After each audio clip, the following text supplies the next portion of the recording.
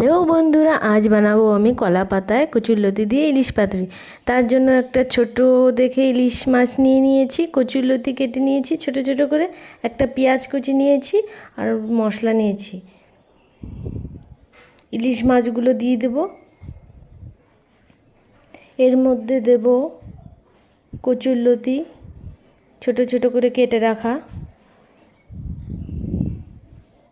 দেব পেঁয়াজ কুচি আর দেব আমি বাটা মশলা। এর মধ্যে আছে শুকনো লঙ্কা ও জিরে, রসুন ও আদা একসঙ্গে বেটে নিয়েছি। ভালো করে মেখে নেব। এর মধ্যে দিয়ে দেবো সর্ষের তেল, 2 চামচের মতো সর্ষের তেল দিয়ে দেবো, দিয়ে ভালো করে মেখে দেব। দেব স্বাদ মতো লবণ ও স্বাদ মতো হলুদ।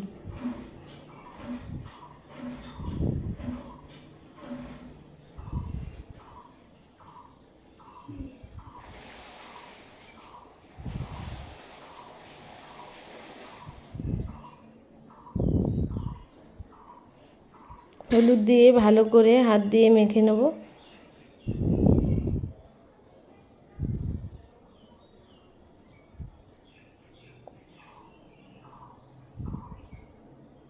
তোমরা চাইলে মাছগুলোকে আগে হলুদ ও নুন দিয়ে ভালো করে মেখে রেখে দিতে পারো,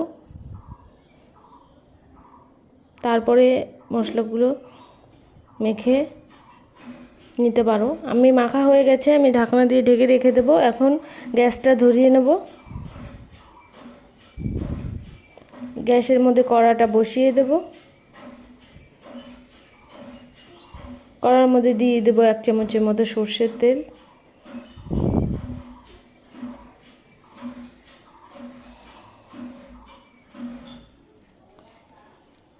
তেলটা আমি একটু নাড়িয়ে চাড়িয়ে নেব।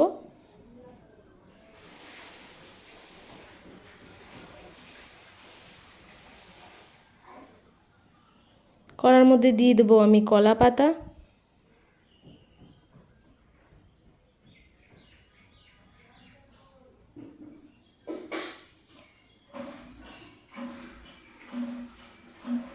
দিয়ে এরকম হাত দিয়ে একটু চেপে চেপে নিতে হবে। এর মধ্যে দিয়ে দেবো আমি মাখানো যে মাছ ও কচুরলতি দিয়ে মশলা দিয়ে মেখে রেখে দিয়েছিলাম।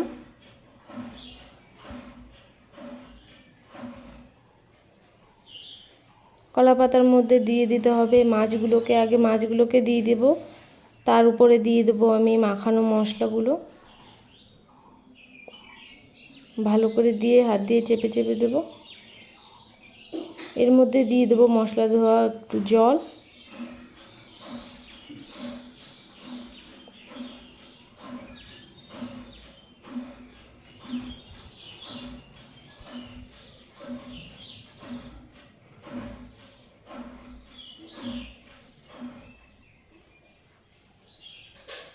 দিয়ে আমি এবার কলা পাতাগুলোকে দিয়ে চারপাশ থেকে উঠিয়ে উঠিয়ে এভাবে ঢেকে দেব।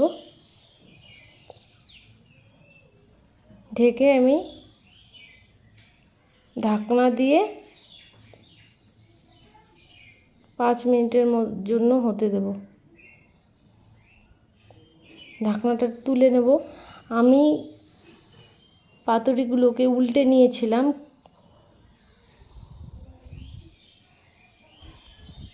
ক্লিপটি নেওয়া হয়নি। আমি এখন কলা পাতাটাকে সরিয়ে রেখে দেব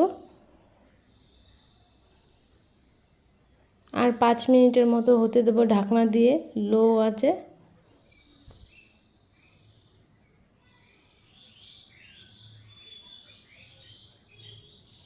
ঢাকনাটা আমি তুলে নেব।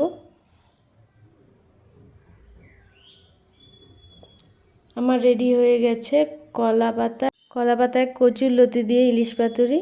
তোমাদের যদি ভিডিওটি ভালো লাগে তবে লাইক, কমেন্ট অ্যান্ড শেয়ার অবশ্যই করো।